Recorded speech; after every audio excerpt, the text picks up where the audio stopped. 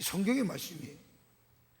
여러분, 세상이 변하고 세상이 바뀌어져야 뭐 내 마음이 변한다, 아니에요. 내 마음이 변하면, 다시 말하여 예수님 말씀인 것처럼 내 마음이 구부러지고 이그러진 마음에서 청결한 마음으로 변화되면 보는 것이 달라지고 생각하는 것이 달라지고 여러분 다 변화되는 거예요. 내 마음이 구부러져 있기에 세상을 구부러지게 보여지는 거고, 내 삶이, 내 마음이 일그러진 마음이기 때문에 내 일그러진 마음의 렌즈를 통해서 세상을 보니까 세상이 일그러져 가는 거예요. 그리고 내 마음이 먼저 지켜져야 돼요. 우리의 마음이 청결해져야 돼요. 깨끗해져야 돼요. 구부러진 마음에서 바른 마음이 돼야 돼요. 내 마음이 변화되면 보는 것이 달라지고, 내 마음이 변화되면 생각하는 것도 달라지고, 내 마음이 변화되면 듣는 것도 달라지는 거예요.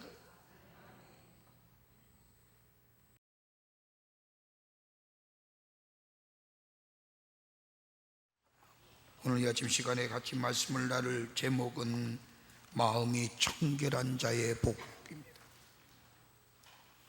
계속해서 우리가 새벽마다 복에 관하여 얘기하는 말씀을 나누는데, 어떤 복된 존재가 되어야 되느냐, 예수님이 가르쳐 주신 이 산상수훈의 8가지의 복의 말씀을 보면 하나님의 마음에 맞는 순서로 쓰여져 있음을 보게 됩니다. 심령이 가난한 자로 시작하지만 심령이 가난할 때에 뭐가 생겨요? 애통함이 생깁니다.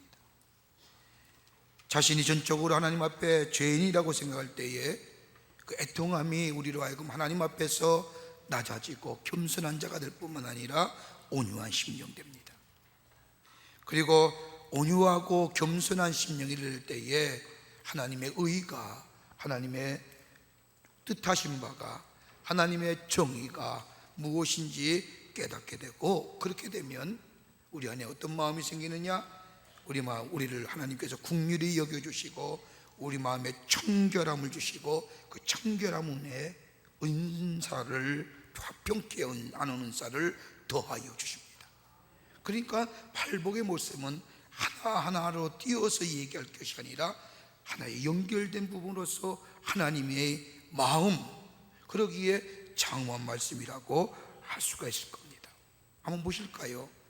5절부터 7절까지의 말씀, 긍휼히 여긴 자는 복이 있나니, 마음이 청결한 자는 복이 있나니, 화평케 하는 자는 복이 있나니 라고 하는 말씀은 어디에 와서 정점에 이르느냐? 의에 줄이고 목이 마른 자입니다. 그러니까 의에 줄이고 목이 마를 때에 긍휼히 여김을 받고 마음이 청결해지고 화평케 되는데, 의에 줄이고 목마른 것, 하나님에 대하여 의에 줄이고 목마르게 될 때에 하나님의 긍휼하심이 그에 임하고 하나님이 주시는 마음의 청결함이 우리 가운데 임하게 되고, 그는 화평케 되는 존재가 됩니다. 그러니까 심령이 가난하고 애통하고 온유한 자는 당연히 의에 줄이고 목마른 자가 됩니다. 하나님의 의와 하나님의 갈급함이 있어지게 됩니다. 그러면 하나님은 우리를 긍휼히 여겨주시고 마음이 청결케 해주시고 더 나아가 화평케 하는 은사를 우리에게 주신다는 말씀입니다. 그러니까 하나로 생각하는 거예요. 따로따로만 생각하는 게 아니라 전체 통으로 보는 겁니다. 그뿐 아니라 이 팔복의 말씀은 연관도 있습니다. 심령이 가난한 자는 긍휼히 여김을 받아요. 그러니까 첫째의 복과 다섯 번째의 복이 같은 맥락이에요. 그리고 애통하는 자는 복이 있다고 하는 두 번째의 복의 말씀과 애통하게 될 때 어떻게 돼요? 마음이 청결케 되는 여섯 번째의 복과 연관돼요. 온유한 자는 복이 있다고 하는 이 말씀은, 온유한 자는 다른 사람과의 관계 속에서 어떻게 돼요? 화평케 하는 역사가 있어요. 그러니까 첫 번째에 심령이 가난한 자는 긍휼히 여김을 받는다고 하는 다섯 개의 교회적 복과 연관되어 있고, 두 번째 애통하는 자는 복이 있다고 하는 말씀은 여섯 번째 예수님 말씀 것처럼 마음이 청결해지는 복된 존재가 되고, 그리고 온유한 자는 복이 있다고 하는 이 세 번째의 복된 존재는 다른 사람과 화평케 하는 존재로 하나님의 사람으로 살아간다는 겁니다. 그러기에 이 팔복의 말씀은 얼마나 우리에게 우리의 믿음과 우리의 삶 속에 귀한 말씀으로 전해주는지 모릅니다. 오늘 6번째, 마음이 청결한 자는 복이 있다고 하는 이 말씀, 하나님을 본다고 하는 이 말씀, 무슨 말씀일까요? 마음이 청결한 자는 복이 있도다 라고 얘기합니다. 마음이 청결한다고 하는 이 말씀은 두 가지의 말이 합해져서 하나의 단어를 이루고 하나의 의미를 가져다 주는데, 하나는 마음이라고 하는 단어와 또 하나는 청결이라는 단어입니다. 여러분, 마음이 청결하다는 게, 마음이라는 게 뭘까요? 여러분, 마음이라는 것을 우리나라 성경에 보냐면 하나의 단어 마음이라고 얘기하지만 엄밀한 의미에서의 마음은 두 가지의 마음이죠.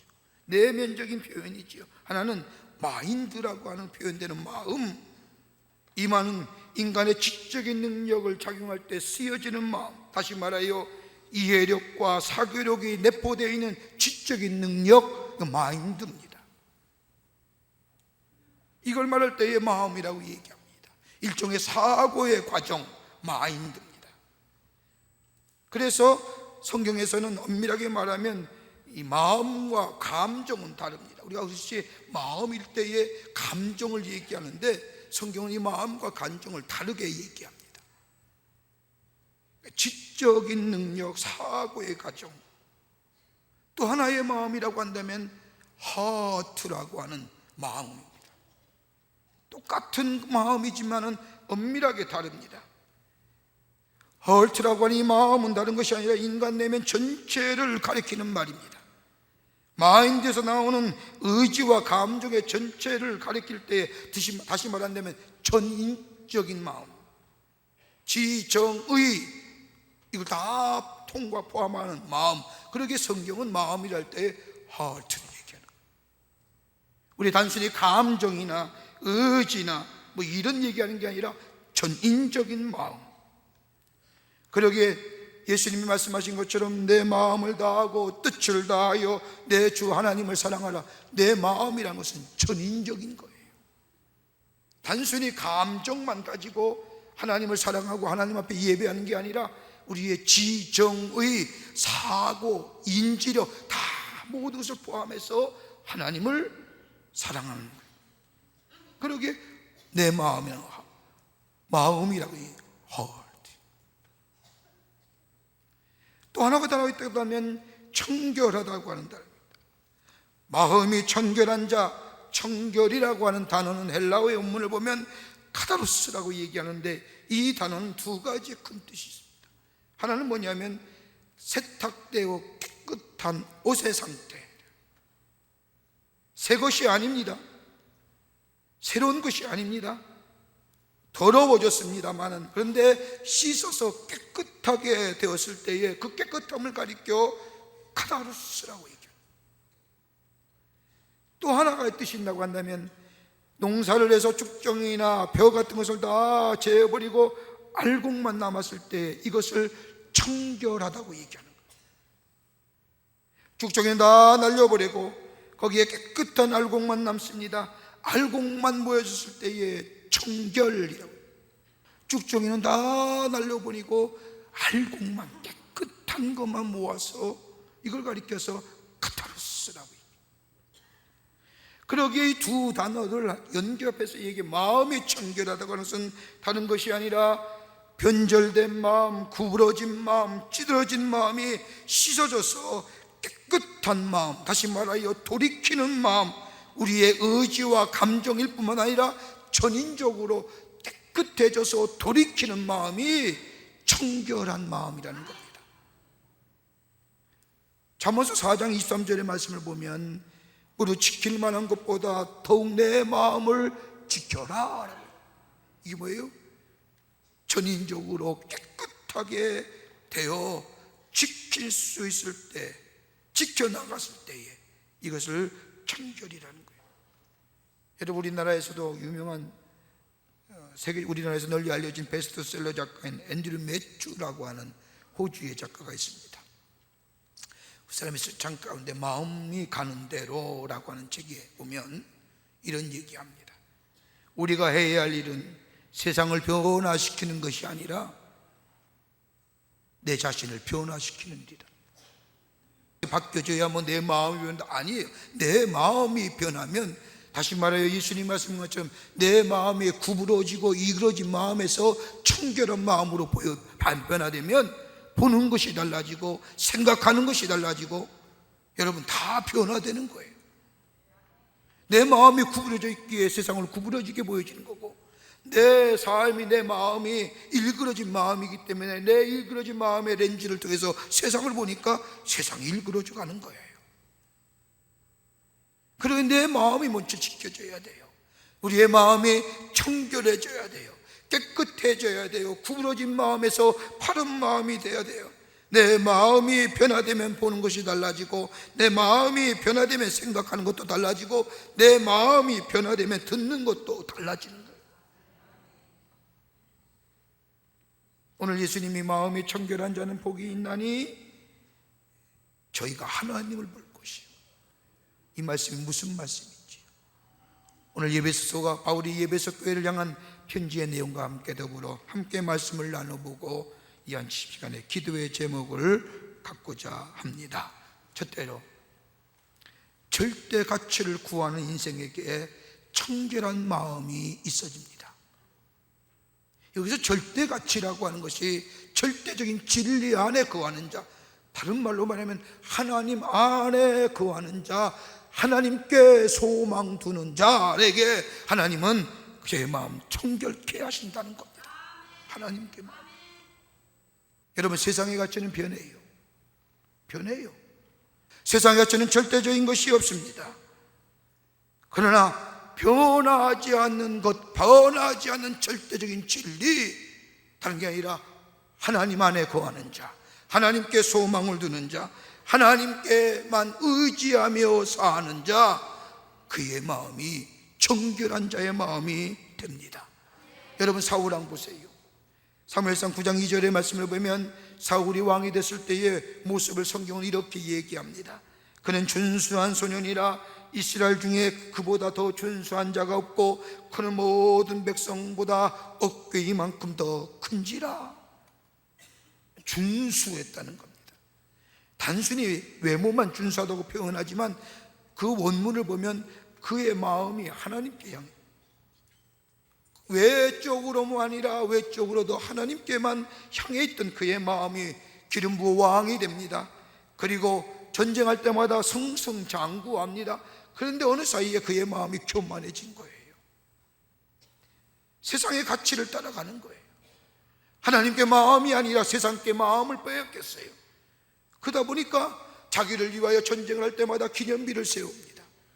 모든 사람에게 자신의 공적을 알리기 위해서 기념비를 세우고, 그뿐입니까? 하나님을 믿는다고 하면서 하나님을 향하여 하나님께 모든 것을, 하나님 모든 것이 주권자 되신다고 얘기하고 고백하면서도 뒤로는 어디 가요? 점쟁이에 가서 자신의 운명을 얘기해달라고. 어느덧 하나님께 두었던 마음이 세상의 것으로 하나님 안에 거할 때는 준수함이 있고, 하나님 안에 거할 때는 그에게 빛이 나며, 하나님 안에 거할 때 그에게 두려움이 없었던 존재가 마음의 청결함이 하나님께 소망 두는 것이 사라질 때에 그의 삶에 어둠이 지배되고 그의 삶 속에 불안과 염려와 더 나아가 다른 사람을 미워하는 분노의 감정이 그의 마음속에. 하나님 그의 마음 보시고 뭐예요? 하나님 그를 버리시잖아요. 그 반대로 다윗을 보세요. 그는 어떠한 일을 당하든지 하나님께 소망을 둡니다. 시편 19편 14절의 말씀을 보면 하나님은 나의 반석이시요 나의 구속자이신 여호와여, 내 입의 말과 마음의 묵상이 주님 앞에 연락되기를 원합니다. 시편 27편 8절 말씀을 보세요. 너희가 내 얼굴을 찾으라 하실 때 내가 마음으로 주께 말하되 여호와여 내가 주의 얼굴을 찾으리이다 하였나이다. 주께서 말씀하실 때에 내가 그 말씀에 따라 순종하여 주의 얼굴을 찾습니다. 하나님께 소망 두는 거예요. 하나님 편에 서는 거예요. 절대적인 진리 안에 변치 않는 진리에 마음을 두고 사는 인생이에요. 이게 청결한 자의 모습이에요. 그러기에 시편 57편 7절의 말씀을 보세요. 내 마음이 확정되고 싸우니. 뭐요? 하나님께 소망 두는 것이 내 마음에 컨폼했다는 거예요. 전능자이신 하나님께 소망을 두고 내가 하나님 편에 선, 어떤 것이 있어도 하나님을 잡는 이 마음, 내가 확정되고 확정됐습니다라고 하나님께 소망 두고 하나님 편에 두는 자, 정결한 마음이 그 안에 있게 되고, 그 마음을 통하여 하나님을 뭐예요? 복이 뭐예요? 하나님을 보는 복 되는 거예요. 하나님 편에 서야 하나님께 소망둬야 하나님의 얼굴, 하나님을 보는 거 아니에요? 둘째로, 예수님이 우리 안에 계실 때에 우리 마음에 청결함이 있습니다. 오늘 우리가 읽은 성경 말씀을 보세요.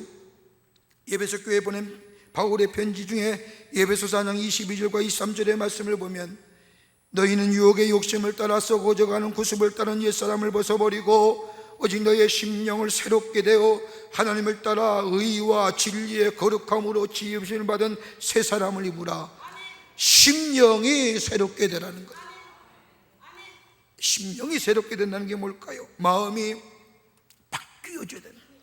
구부러지고 이그러진 마음, 세상의 것에 구부러지고 이그러진 마음, 이것으로부터 변하여 깨끗이 되어 정한 마음, 깨끗한 마음, 정결한 마음 되어야 된다는 거예요.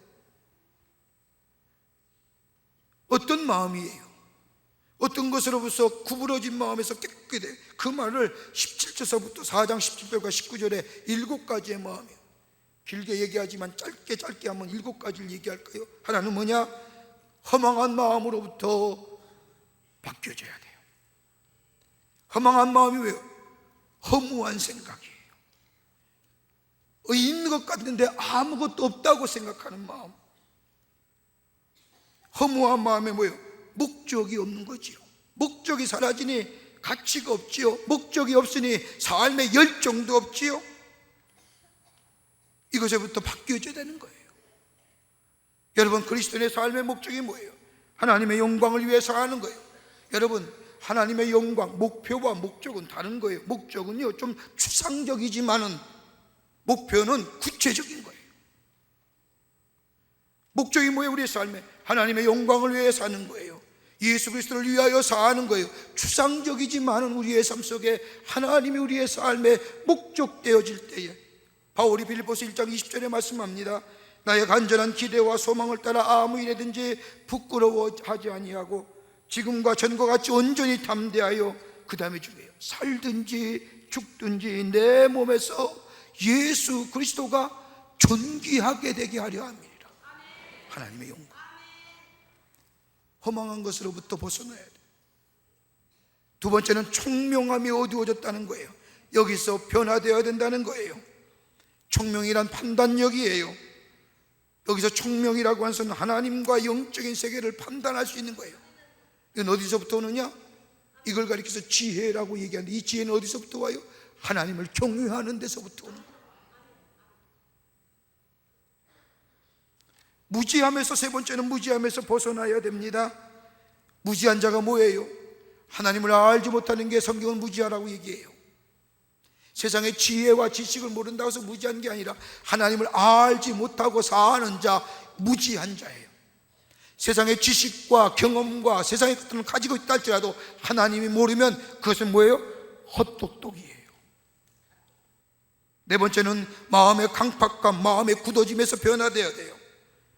여러분, 마음이 강팍하게 된다는 것은 굳어진 마음이에요. 여러분, 마음이 굳어지면 그 안에 감동이 없어요. 감흥이 없어요. 감정이 사라져요. 하나님의 말씀을 들어도 깨닫지 못하는 이유, 강팍해졌기 때문이에요. 그러기에 순종이 없지요. 듣지 못하니, 깨닫지 못하니 순종함이 없지요. 순종함이 없으니 복이 없는 거예요. 다섯 번째는 무감각해진다는 거예요. 19절의 말씀엔 저희가 감각 없는 자 됐다. 감각의 능력이 무너져 버렸다는 거예요. 감각이 무너지니 가치가 없으니 기분 느끼는 대로 살고 기분 좋은 대로 사는 거예요. 삶의 방향성이 사라지니 다른 사람 하는 거 다 따라하는 거예요. 다른 사람 가는 대로 다 가는 거예요. 여섯 번째는 방임이에요.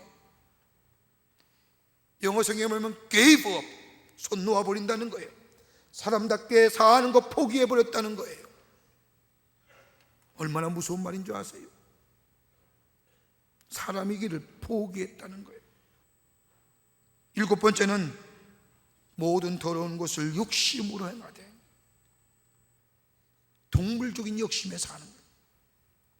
욕심에 따라 행동하는 거예요. 여러분, 이렇게 되면 뭐예요? 막장이에요, 막장. 여기서 돌이키라는 거예요. 마음이 새로워져야 된다는 거예요. 정결해야 되는 거예요. 어떻게 했어요? 그 다음에 바울은 예배소상 4장 20절에 21절에 이렇게 얘기합니다. 진리가 예수 안에 있는 것 같이 너희가 과연 그에게서 듣고 또한 그 안에서 가르침을 받았을진데, 다시 말해 예수가 우리 안에 거하고 내가 예수 안에 있을 때에 이 마음, 인간임을 포기하는 마음 돌이킬 수 있는 거예요. 이럴 때 이 마음이 정결해지는 거예요. 세 번째는 십자가의 사랑이 내 안에 있을 때 우리의 마음이 정결해집니다. 예수 그리스도의 십자가의 사랑, 심령이 새롭게 된다고 하는 것은 내가 죄인임을 깨닫는 거예요. 내가 죄인임을 깨닫게 될 때에 내 죄의 이 문제 누가 해결해 주냐? 내가 스스로 해결할 수 없음을 깨달아야 돼요. 누군가 나를 용서해 줘야 되는데, 누가 나의 죄를 용서해 줘야 된다는 사실을 깨닫게 돼요. 내가 죄인을 깨닫게 될 때에 속죄함을 구하게 되고, 속죄함은 다른 것이 아니라 예수 그리스도의 십자가로 말미암아 되었을 때, 그것을 믿게 될 때에 내 죄가 사해지고, 내 죄가 사해질 때 우리 안에 마음의 청결함이 생기고, 그 청결함 위에 성령이 임하고, 성령이 임하여 나의 삶을 이끌어가게 될 때에 그 안에 바른 분별력과 판단력을 통하여 우리의 삶에 바른 삶 살게 할 뿐만 아니라 우리 내적의 성령의 열매를 맺게 하시는 역사를 경험하는 거예요. 그 마음이 청결하다고 하는 것은 예수 그리스도의 십자가의 사랑이 우리 안에 있어야 되는 거예요.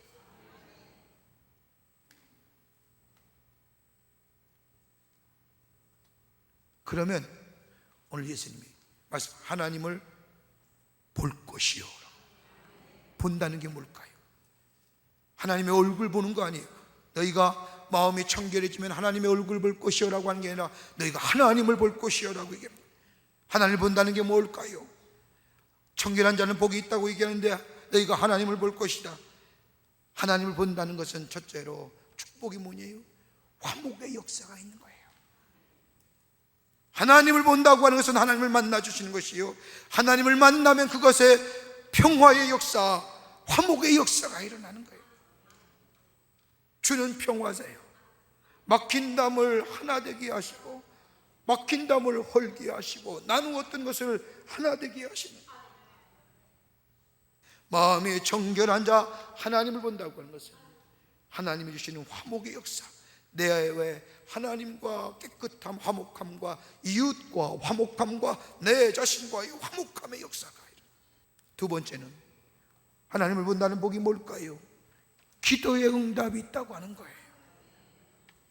요한복음 15장 5절 말씀을 보세요.